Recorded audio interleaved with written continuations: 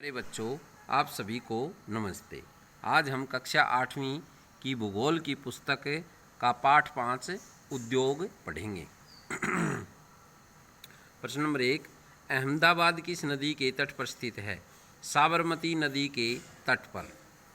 अगला प्रश्न है, जापान का मानचेस्टर किसे कहा जाता है? ओसाका को।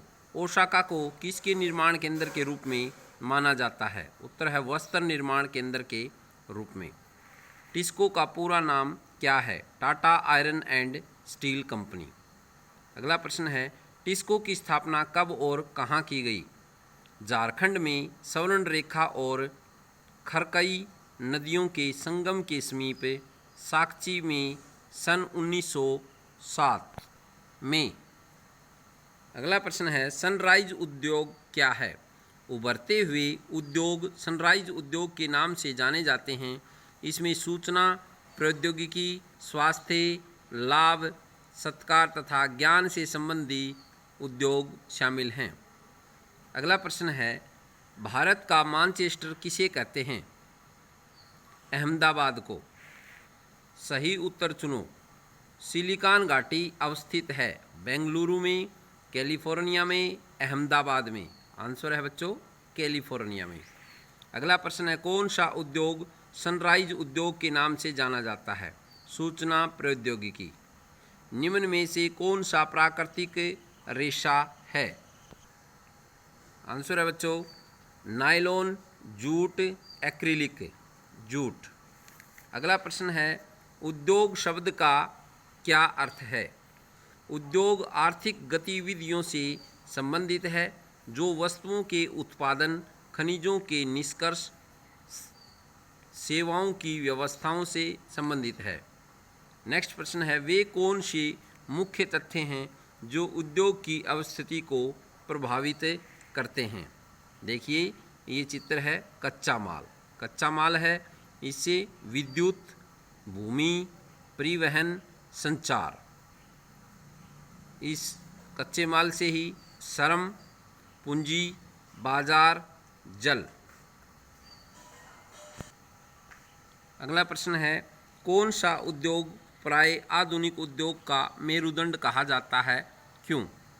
उत्तर देखिए बच्चों, इस्पात उद्योग को प्राय आधुनिक उद्योग का मेरुदंड कहा जाता है क्योंकि हमारे इस्तेमाल की लगभग सभी चीज़ें लोहे या इस्पात से बनी हैं या फिर इन धातुओं से निर्मित औजारों और मशीनों से बनी हैं। नेक्स्ट प्रश्न है, बेंगलुरु और कैलिफोर्निया में सूचना प्रौद्योगिकी उद्योग के बीच क्या समानता है? उत्तर देखिए, सिलिकॉन पठार। बेंगलुरु, भारत के बेंगलुरु में सर्वाधिक संख्या में सूचना प्रौद्योगिकी महाविद्यालय और शैक्षणिक संस्थान हैं। नंबर 2, यह नगर धूल मुक्त है और यहाँ का किराया व रहन सहन का खर्च भी कम है। नंबर 3, यहाँ पर्याप्त परिवहन सुविधाएं उपलब्ध हैं। नंबर 4, इस शहर में कार्य अनुभव वाले कुशल प्रबंधक सर्वाधिक हैं। सिलिकॉन घाटी, कैलिफोर्निया। इसमें देखिए, विश्व में सबसे अधिक उन्नत वैज्ञानिक और प्रौद्योगिकी केंद्रों के समीप। नंबर 2, सुहावनी जलवायु, आकर्षक व स्वच्छ पर्यावरण के साथ भविष्य में विकास और विस्तार के लिए पर्याप्त संस्थान। नंबर 3, मुख्य सड़क व हवाई पतन के समीप स्थित। नंबर 4, बाजार और निपुण कार्य बल तक अच्छी पहुँच। नेक्स्ट प्रश्न है, अंतर स्पष्ट कीजिए।